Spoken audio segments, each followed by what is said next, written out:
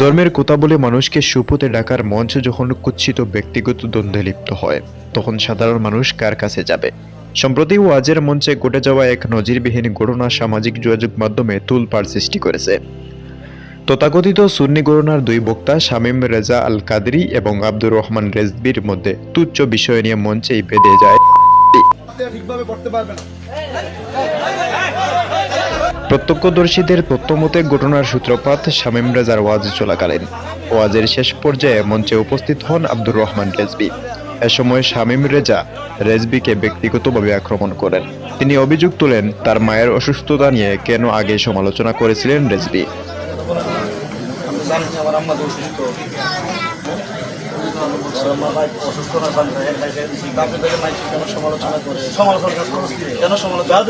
রেজবি বিষয়টি এড়িয়ে যাওয়ার চেষ্টা করলেও খুব থামেনি শামীম রেজার।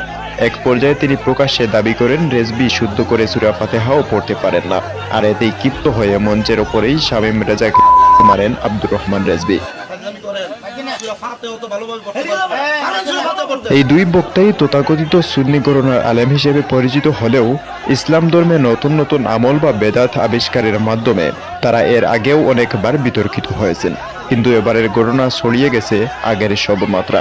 ধর্মীয় ভাব গাম্ভীর্য বজায় রাখার বদলে মঞ্চে তাদের এমন বড়দের মতো ঝগড়া দেখে অবাক বা হতবাক হয়েছেন সাধারণ মুসল্লিরা।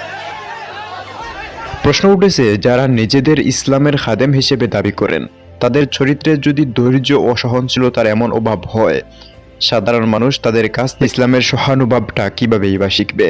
নাকি ব্যক্তিগত প্রতিহিংসা আর গীবত করার সংস্কৃতি তাদের মধ্যে রয়ে গেছে? ধর্মের নামে এসব রেষারেষি কি আলেম সমাজের ভাবমূর্তিকে সংকটে ফেলছে না? দেশের সচেতন নাগরিক ও আলেম সমাজ মনে করছেন, মাহফিলের মঞ্চ যেন ব্যক্তিগত স্বার্থ সিদ্ধির হাতিয়ার না হয়, সেদিকে আয়োজকদের সতর্ক থাকাও প্রয়োজন। খালেদ আহমেদ, বারাকা টিভি।